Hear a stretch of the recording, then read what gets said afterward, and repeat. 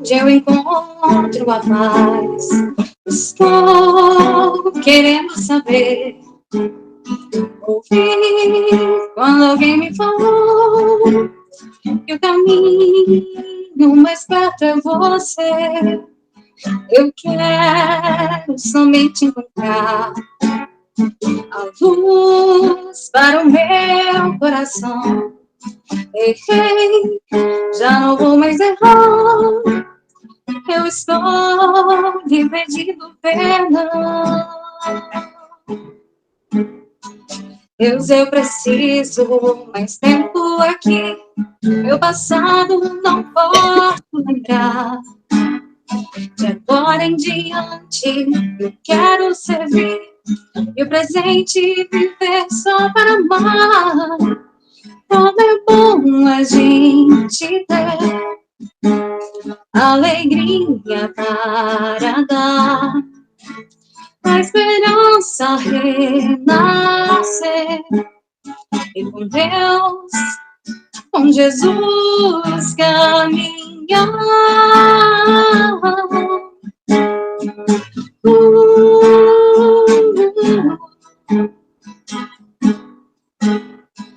Deus, eu preciso mais tempo aqui.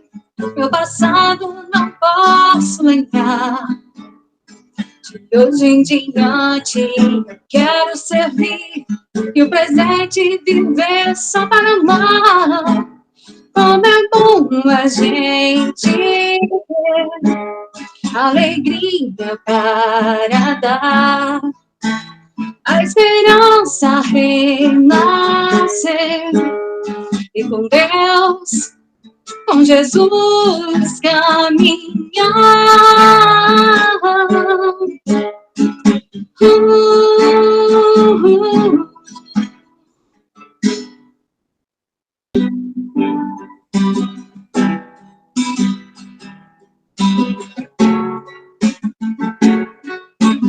Poderosa força que ilumina o meu ser, guia os meus passos, me ensina a viver, cruzando os horizontes, vencendo os meus defeitos, com a luz do saber, pela virtude de amar. Quanta força, tamanho, Cristo, me ajude a derrubar as barreiras da vida que eu venha encontrar. E eu venho pedir a Ti, ó Pai amigo, que a verdade estás a sustentar. Dai-me tua certeza de que um dia eu vou chegar a ver-te nos olhos que choram, os pobres e aflitos, e todas as coisas criadas por Ti. Eleva minha alma, me faz tão perfeito. Eleva a saber que estás dentro de mim, ó Pai nosso que estás no céu. Santificado seja o teu nome, em favor de todos, ó Pai nosso que estás no céu.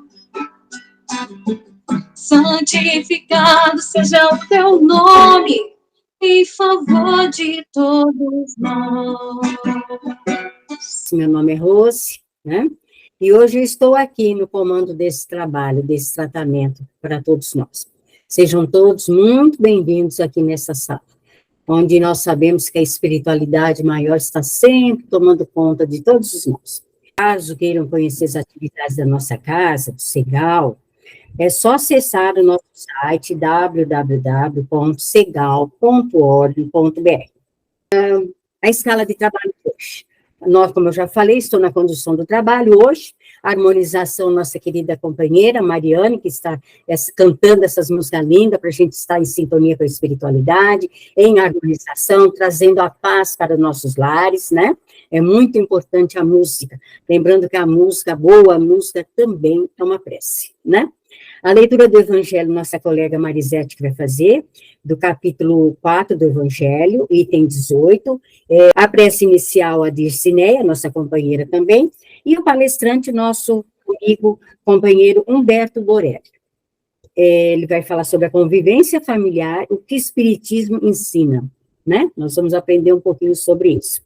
Aí vem o passe e a fluidificação das águas e a prece final com a nossa companheira Natália. No Evangelho segundo o Espiritismo, capítulo 4, ninguém poderá ver o reino de Deus se não nascer de novo. Item 18. Laços de família fortalecidos pela reencarnação e quebrados pela unicidade de existência. Item 18. Os laços de família não sofrem destruição alguma com a reencarnação, como pensam certas pessoas. Ao contrário, tornam-se mais fortalecidos e apertados. O princípio oposto, sim, o destrói. No espaço, os espíritos formam grupos ou famílias entrelaçados pela afeição, pela simpatia e pela semelhança das inclinações. Ansiosos por se encontrarem juntos, esses espíritos se buscam uns aos outros. A encarnação apenas momentaneamente os separa, porquanto, ao regressarem à erraticidade, novamente se reúnem como amigos que voltam de uma viagem. Muitas vezes, até, uns seguem a outros na encarnação, vindo aqui reunir-se numa mesma família ou no mesmo círculo, a fim de trabalharem juntos pelo seu mútuo adiantamento. Se uns encarnam e outros não, nem por isso deixam de estar unidos pelo pensamento. Os que se conservam livres velam pelos que se acham em cativeiro. Os mais adiantados se esforçam para fazer o que os retardatários progridam.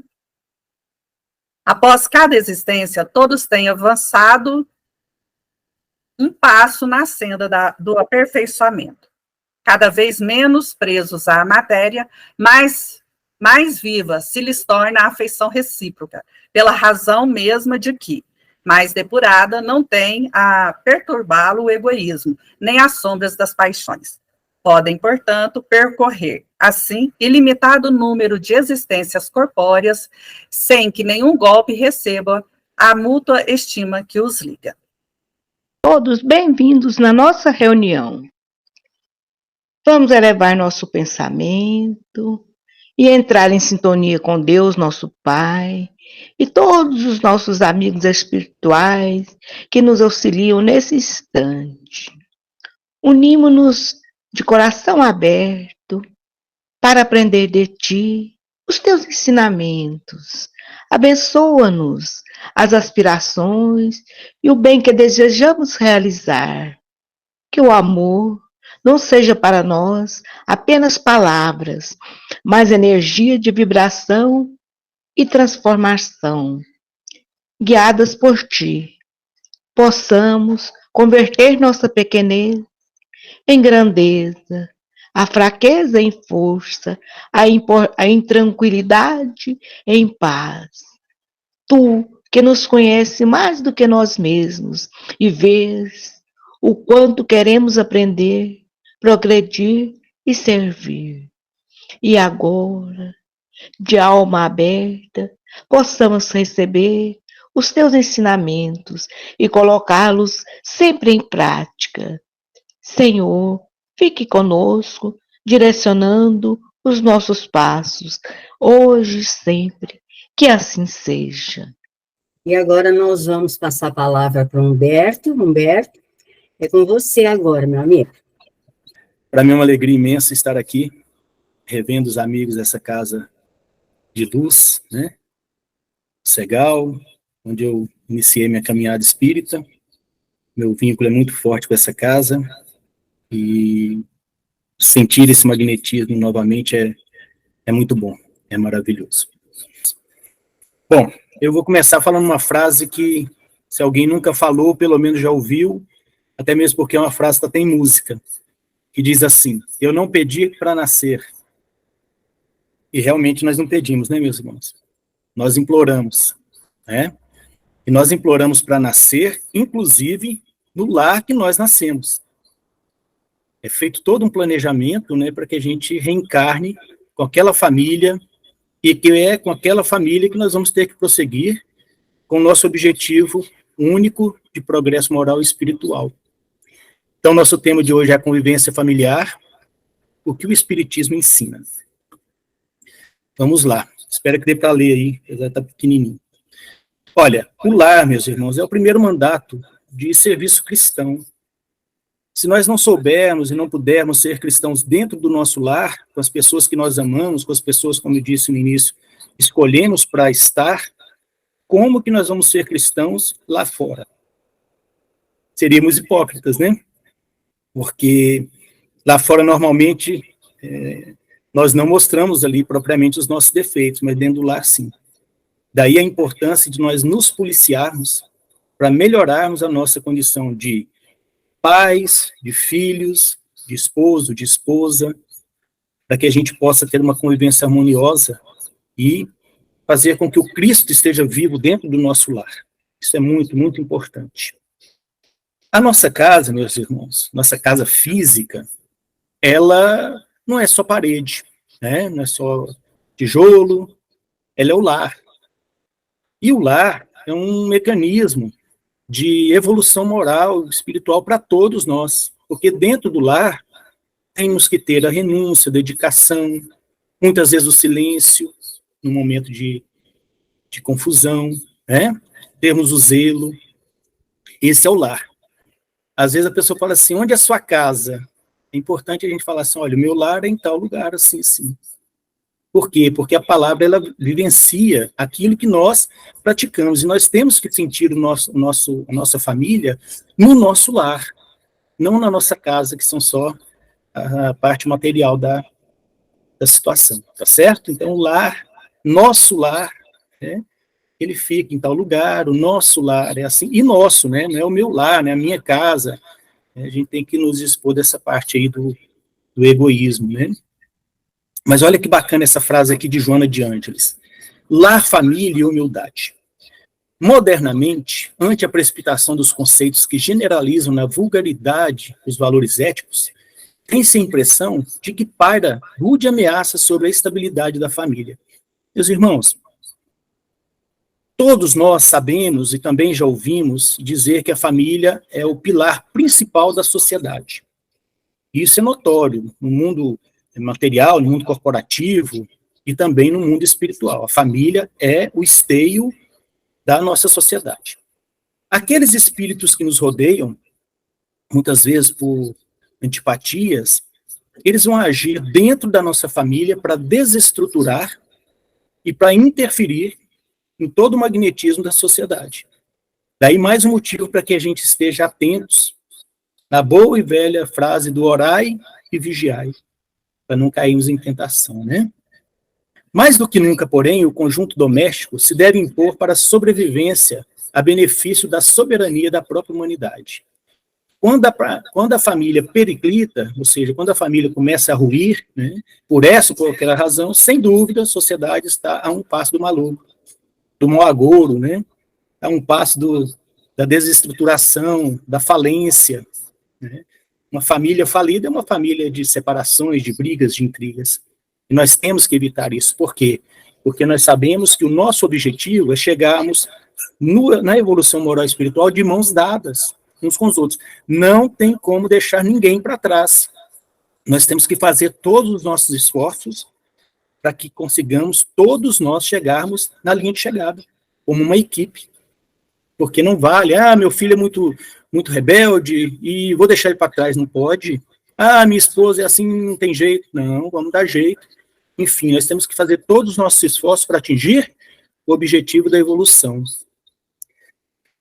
O lar é um centro indutor. Meus irmãos, o lar, ele tem magnetismo, né? E esse magnetismo, ele se dá de acordo com a nossa conduta dentro desse lar.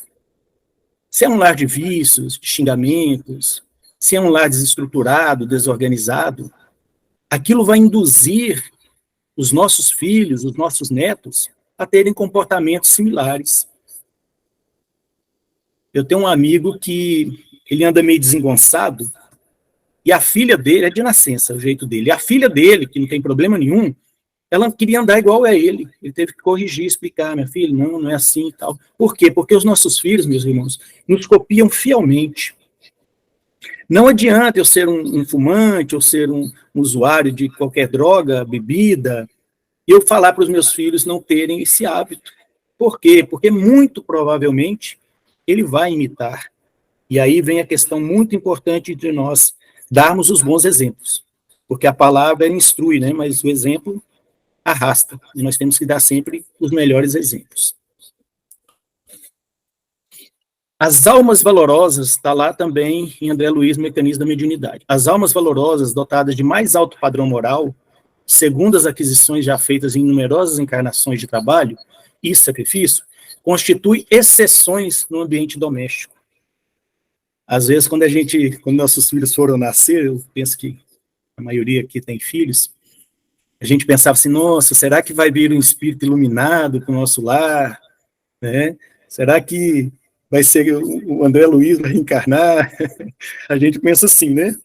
Mas, na realidade, não é bem assim. Por quê? Porque todos nós somos espíritos endividados. Todos nós, em algum momento de nossa vida, nós tentamos a nossa evolução, mas falimos, fracassamos. E por isso estamos aqui, para nos reorganizar e para continuar a nossa caminhada na evolução. Então, dentro do nosso lar, tem espíritos diversos, cada um com a sua particularidade, cada um com a sua característica, e todos nós, né, estamos aí buscando a nossa melhoria, a melhoria em conjunto, em família, é de extremíssima importância, né? E não tem como falar de família, de constituição de família, se nós não falarmos em reencarnação. Porque a reencarnação é um mecanismo divino que demonstra a justiça divina. Não tem como nós falarmos de todas as nuances que está na sociedade, onde uns são muito ricos, outros muito pobres, alguns doentes, outros saudáveis, crianças que desencarnam em tenra idade. Se nós não imaginarmos, se nós não soubermos, se nós não acreditarmos na pluralidade da existência, ou seja, nas vidas sucessivas, não tem como a gente falar que Deus é justo. E como Deus é justo, Deus nos coloca quantas vezes necessárias forem para que nós possamos conviver com os nossos entes queridos na busca da evolução que nós tanto falamos aqui. Tá certo?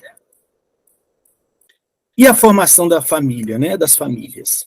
Formam famílias os espíritos de similitude dos gostos, a identidade do progresso moral e a afeição os induzem a reunirem.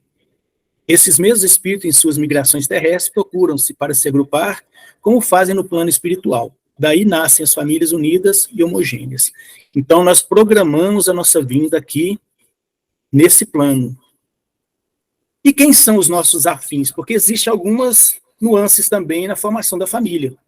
Muitas vezes acontece de vir na família espíritos afins, que são esses aqui, ó. Os parentes abnegados, segundo Emmanuel, em que nos escoramos, são os amigos de outras eras, com os quais já construímos os sólidos alicerces da amizade e do entendimento, propiciando-nos o reconforto da segurança recíproca.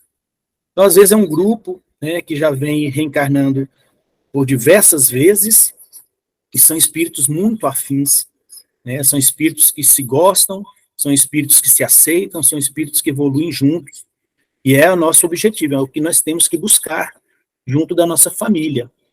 Beto, mas como é que eu faço, né? Minha filha é tão complicada, meu esposo é assim, minha esposa é assado, e nós, né, temos que informar, através da doutrina espírita, que nós viemos num grupo programado, né? Que nós estamos aqui para essa bendita evolução.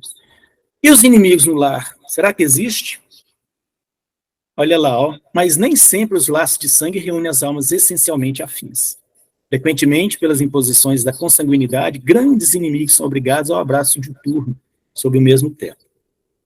Então, muitas vezes nós prejudicamos alguns daqueles espíritos que estão no nosso lar, e isso vai, muito frequentemente, trazer distorções, trazer frequentes agressões verbais, rebeldia, né, natural dos seres humanos. Mas a gente para e pensa, poxa, mas eu amo tanto, eu faço tudo que eu posso.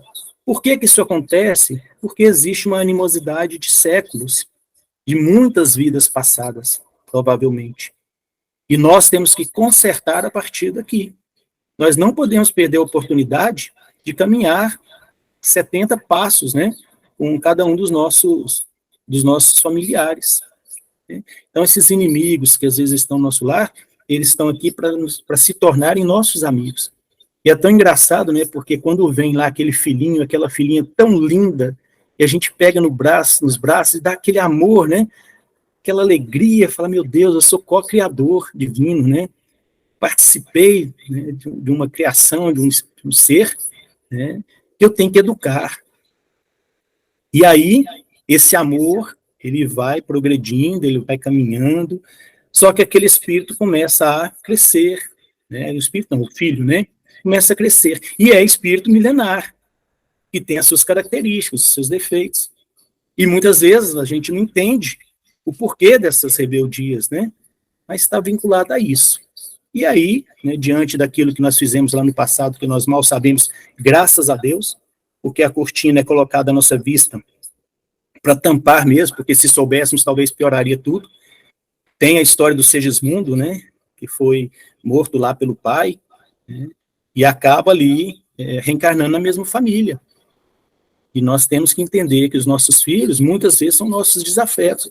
A esposa, muitas vezes, nós prejudicamos no passado e vice-versa. E aí vem com todas aquelas confusões naturais de muitas famílias.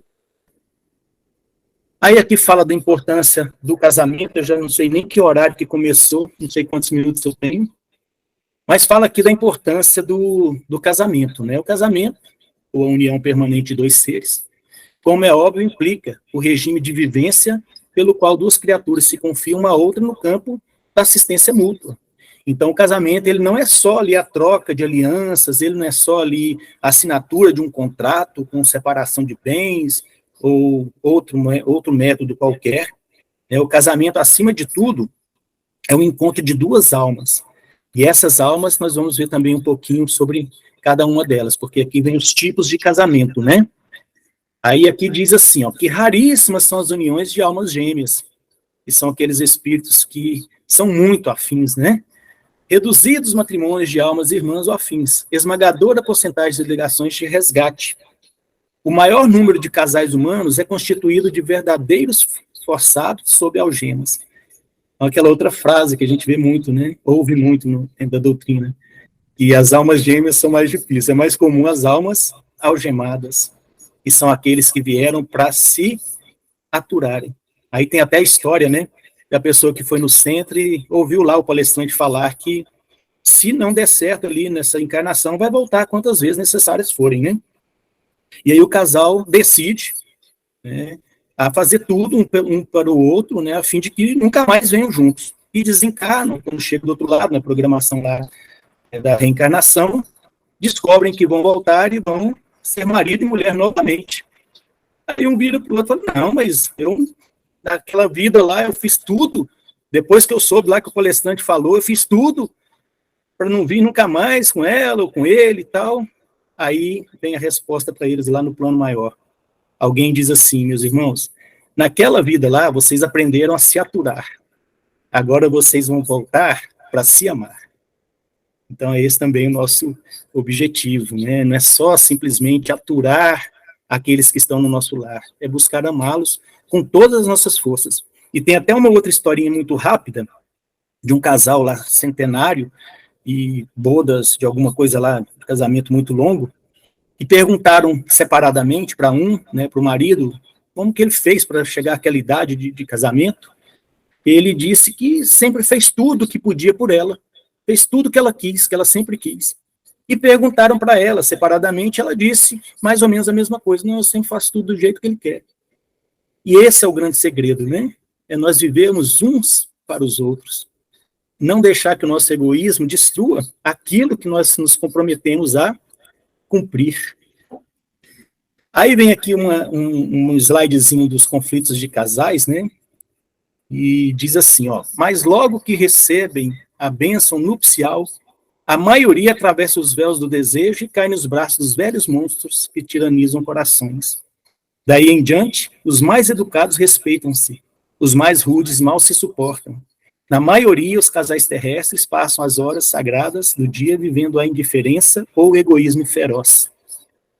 Quando o marido permanece calmo, a mulher parece desesperada. Quando a esposa se cala humilde, o companheiro tiraniza, e por aí vai, meus irmãos, as nossas condutas dentro do lar, né?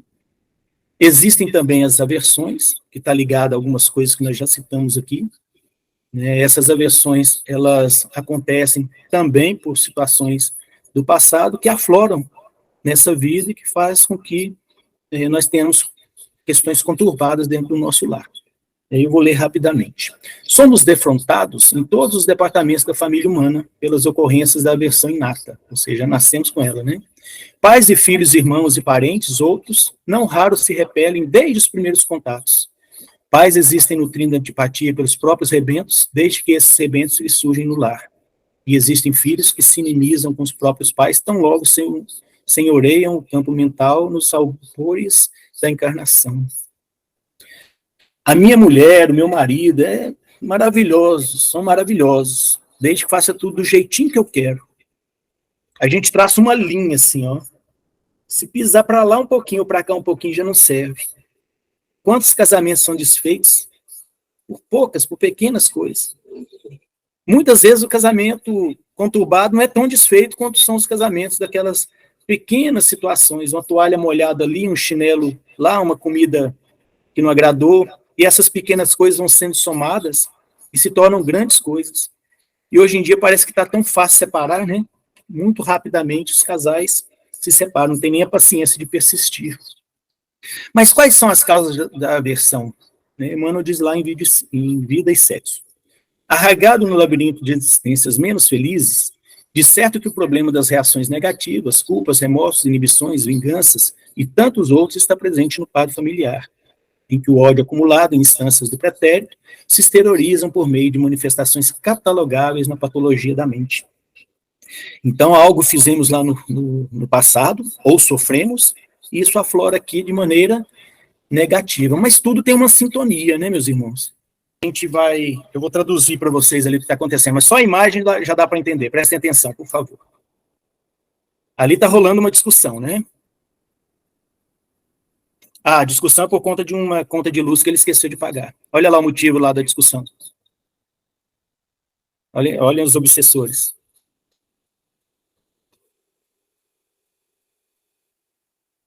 E a confusão continua, né? Aí agora o rapaz conscientiza, pede paz, manda ali uma bandeirinha branca, e os obsessores ficam desolados, porque desconecta, quer ver? Olha lá, ó, desconectou.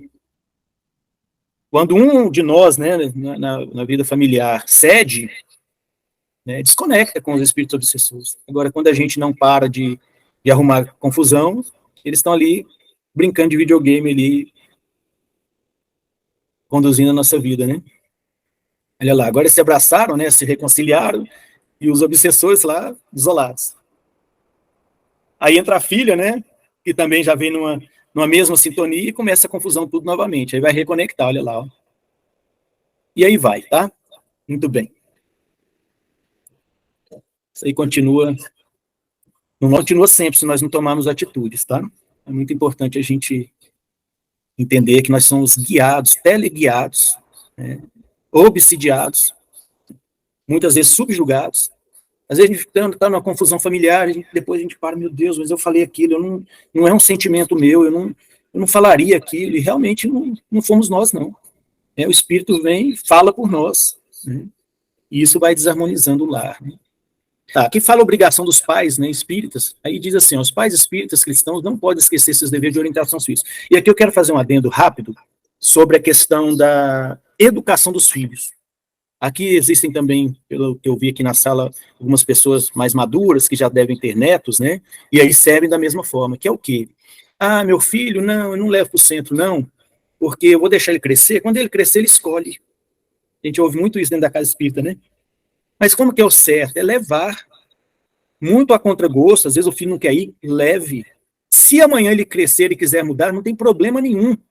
O problema tem se não quiser religião nenhuma, isso seria péssimo. Mas se ele quiser escolher outra religião, não tem problema. Mas enquanto estiver enquanto estiver debaixo da nossa asa, eles têm que estar frequentes naquilo que nós professamos, que nós acreditamos.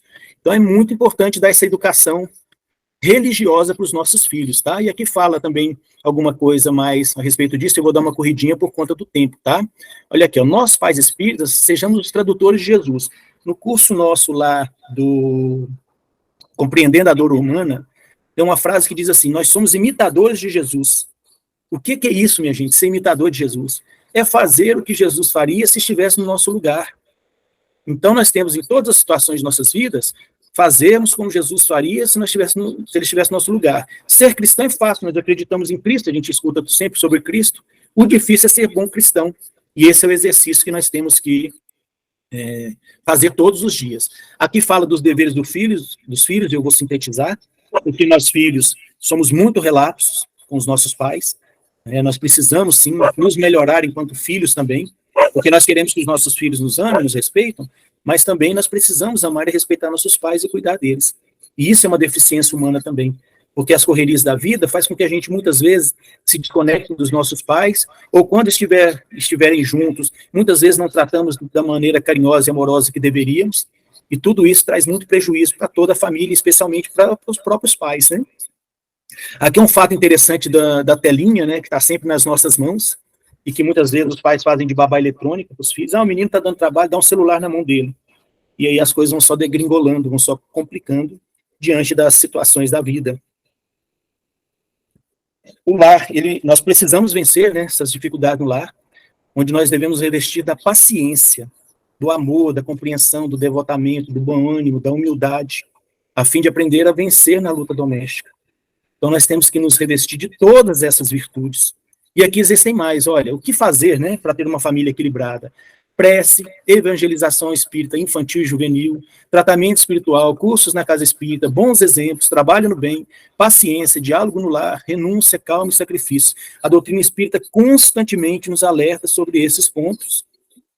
Jesus, há mais de 2000 anos, 2023 anos, né, acho que é assim que fala, vem nos dando uma lição simples, onde ele diz amar a Deus sobre todas as coisas e amar o próximo como a si mesmo. E a gente não consegue amar nem aquele próximo mais próximo que está dentro do nosso lar, que são as pessoas que nós amamos, e muitas vezes nós não conseguimos fazer aquilo que nos é ensinado pela própria doutrina espírita, né? Então aqui nós temos muitas orientações espíritas, e eu quero contar um caso interessante, uma historinha, e essa historinha diz mais ou menos assim. Tem gente que conhece ela de várias formas, e eu vou contar do meu jeito, tá? Disse que uma mãe era um pouco relapsa, deixava o filho sempre aos cuidados de terceiros, babá, avós, né, e tudo. E no belo dia descobriu que o menino estava com uma doença gravíssima e que ele teria pouco tempo de vida. E ela nunca tinha feito uma pergunta simples, que normalmente os pais fazem, que era assim, meu filho, o que você quer ser quando você crescer? Aí ele falou, mamãe, eu quero ser bombeiro. Aí ela não perdeu tempo, foi lá na corporação dos bombeiros da cidade e pediu para falar com o comandante, e ela falou para o comandante a situação do filho e que ele tinha um sonho de ser bombeiro. E ela perguntou se ele podia ir na corporação. O comandante falou para ela assim, eu posso fazer melhor do que isso. Aí ele mandou confeccionar uma roupinha mirim, vestiu o garotinho lá de bombeiro e colocou ele naquele carro, né, que tem dos bombeiros, ligou a sirene e deu uma volta pela cidade com ele, né. Aquilo para ele foi uma coisa fantástica. E ele tinha poucos meses de vida e aquilo ampliou um pouco mais a vida dele. Só que chegou num ponto que ele começou a piorar, né, por conta da saúde, se internou e falaram que ele talvez não tivesse nem mais um dia de vida, né. Aí a mãe foi de novo no comandante, falou, comandante, ele está nos seus últimos dias, será que o senhor podia fazer uma visita? Aí o comandante falou assim, eu posso fazer melhor do que isso. Aí ele chegou no hospital, combinou com a direção do hospital, pegou aquela escada Magiros, né, que é aquela escada que vai alto, e chegou dentro do apartamento da criança, ali através da janela, entrou pela janela, e o menino ficou maravilhado com aquilo, né? Aí o comandante deitou do lado da caminha dele lá, se encostou, e a criança virou para ele e falou assim, comandante, eu sou um bombeiro de verdade? Ele falou assim, você é um bombeiro e dos melhores. E o menino fechou os olhos pela última vez. É uma história triste, eu sei, né, emociona a gente também, mas é uma história que traz um alerta muito grande. Será que nós vamos esperar nosso ente querido ficar em situação difícil, ou partir sem dar aviso? Ou será que nós temos a condição de buscar ali o entendimento, o amor, a fraternidade dentro do nosso lar? De nos aproximarmos, de nos respeitarmos, de verdadeiramente nos amarmos. Então, que nós não esperemos por essas desgraças para que a gente possa cumprir a nossa missão de ser pai, de ser avô, de ser filho, aqui nesse plano, tá? Mas, não quero terminar com nada triste, né? E aqui tem a parte final da nossa explanação que fala sobre o culto do evangelho no lar, que é o remédio principal para a estruturação familiar. Então, o culto ele é de extremíssima importância. Tá? O culto é uma coisa muito simples, foi criado pelo próprio Jesus, na casa de Simão Pedro, o primeiro culto, né, que se teve notícia aqui nesse plano. E cada vez que nós fazemos o culto no nosso lar, nós acendemos uma luz, e essa luz abraça toda a vizinhança. Dizem que se de cada 3 casas uma fizesse o culto, todo o planeta estaria iluminado. Então, que nós façamos a nossa parte, que nós levemos Jesus para dentro do nosso lar, porque muitas vezes nós vamos nas religiões, nos templos, buscar Jesus, mas quando nós abrimos o evangelho dentro do nosso lar para fazer o culto, Jesus ali está, porque ele mesmo disse, né, que onde uma ou mais pessoas estivessem em seu nome, ele também estaria. Então, o culto no lar é de extremíssima importância. Quem tiver dificuldades aí de fazer o culto, pode procurar a Casa Espírita, que tem os grupos ali que vão ensinar, né, que vão mostrar como que é feito. E o culto no lar é de extremíssima importância para todos nós. Vou contar uma breve história para finalizar. Diz que o Chico recebeu um casalzinho, né, e o casal falou: Chico, nós estamos discutindo demais, brigando, e a gente já não sabe o que faz mais, nós estamos pensando em separar. Aí ele virou para o casal e falou assim: olha, faz assim, faz o culto no lar, e daqui a 1 ano vocês vão ter um presente. Aí eles começaram a fazer o culto no lar, e quando inteirou 1 ano certinho, os bandidos entraram na casa deles, roubaram as joias muito valiosas. E eles foram lá em Uberaba, né, bravos com o Chico. Chico, mas você falou que nós teríamos um presente, e o bandido entrou na nossa casa e roubou as nossas joias. Aí ele falou para eles assim: ah, é mesmo? É. Pois é, junto com aquelas joias, tinha uma legião de espíritos. E quem levou as joias, levou também os espíritos. Então, a partir de agora, a sua família vai ser melhor. Então, o culto no lar é isso, tá? Ele traz para nós os benefícios de Jesus, e esses benefícios se estendem por toda a nossa eternidade. Que Jesus nos abençoe a todos, muita paz, muito obrigado pela oportunidade, que assim seja. Ter vindo até aqui fazer essa explanação maravilhosa sobre a família. Muito obrigado, e seja sempre bem-vindo. Eu vou pedir para a Mariane fazer uma musiquinha antes da prece final, certo? Mariane, a musiquinha para a gente, por favor?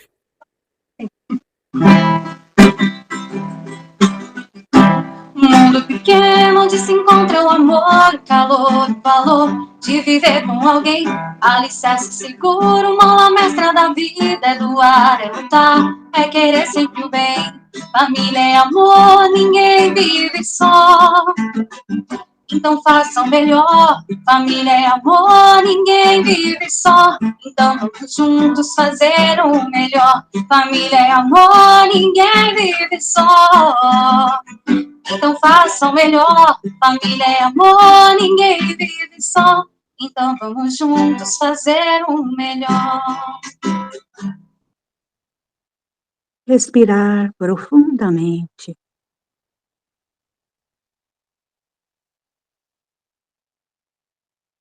E elevar nossos pensamentos, sentimentos até o Mestre Jesus. Vamos colocar na nossa tela espiritual, na nossa tela, a imagem do nosso Mestre Jesus. Em volta de muita luz, de mão estendida sobre nós,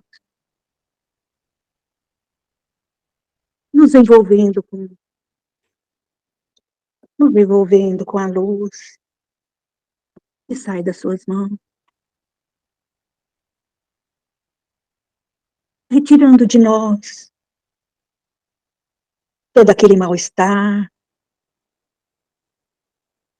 todos os sentimentos negativos, pensamentos, dores, desconforto, mal-estar, toda doença vai saindo, vai se retirando E essa luz vai envolvendo os nossos chakras, trazendo muita luz para todo o nosso organismo, trazendo muita paz, uma leveza, um bem-estar. Ó Senhor, nós agradecemos, mestre amigo. Agradecemos por tanta misericórdia recebida. Senhor Jesus, mas queremos ainda pedir ao Senhor que permita aos nossos amigos espirituais que estão aqui junto de nós, que eles possam colocar na água, Senhor, o remédio, o bálsamo, os bons fluidos para a cura do nosso corpo físico e espiritual. Nós agradecemos, mestre. Agradecemos por tudo que temos recebido. E agradecemos por esta noite, por tudo que aqui temos recebido. Senhor Jesus, querido e amado mestre, queremos agradecer por esta noite, por esse encontro, por aqui estarmos reunidos em teu nome, Senhor, aprendendo um pouco mais do seu evangelho, nos amando um pouco mais.